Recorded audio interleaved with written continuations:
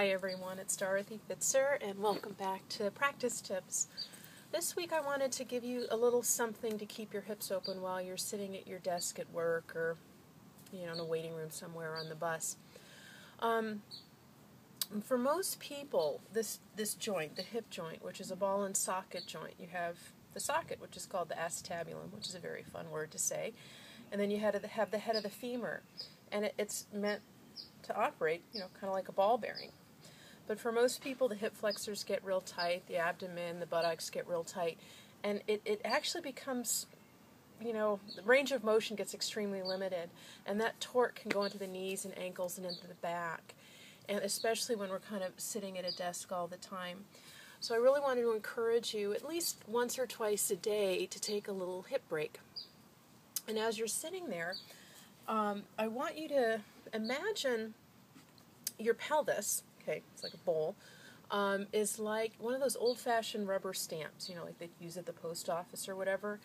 And so the bottom of you is like that rubber stamp, and it's sort of rolling on your chair or whatever you're sitting on.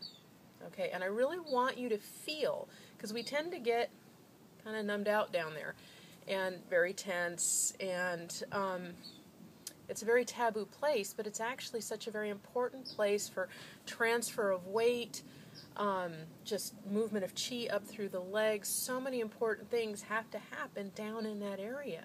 So it's really a shame it's become taboo. So we really want to work on its mobility.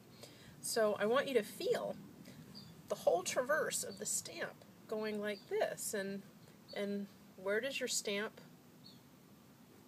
touch the chair and where doesn't it? And is there something you can, sorry, there's a hummingbird going by. Is there something you can relax in your stomach and your buttocks so you can feel everything rolling? Okay? So you're getting some differentiation here at the hip socket. Now, unfortunately, I'm not sitting in a chair because I couldn't get the camera angle right. But so you have your legs staying really quiet and silent, and you're just folding from here. And you can put your hands in the crease here. And are you closing over the crease? Are you closing the angle? Are you opening the angle? Are you closing the angle? And are you opening? And you want to feel this area here, the hip flexors that get really grippy. Can they get really soft, like pudding? And they just kind of get soft and melt, and you just roll forward and you roll back. And rolling is the type of movement that requires the least effort, so it should be very relaxing. That's why the invention of the wheel was such a big deal. High mobility, minimal effort. Roll. Forward and roll back. Just feel your weight. I'm dating myself now. Remember Weebles Wobbles, but they don't fall over, for those of you over 40. Just roll on your pelvis. And this differentiation is really important because long before I taught Qigong and Tai Chi and Feldenkrais, I was a dance teacher, and I taught every day.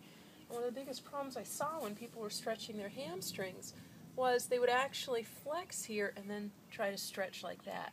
And rather than stretching the backs of the legs, that ended up pulling on the lower back a lot. So they were actually trying to hinge from the back versus making this the hinge. Okay? And then from there you can relax the back over.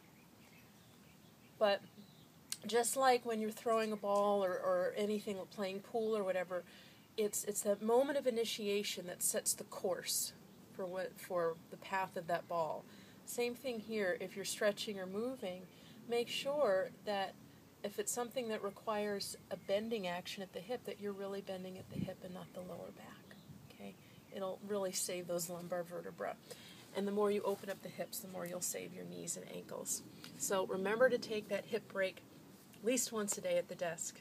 Okay, take care and enjoy. Bye-bye.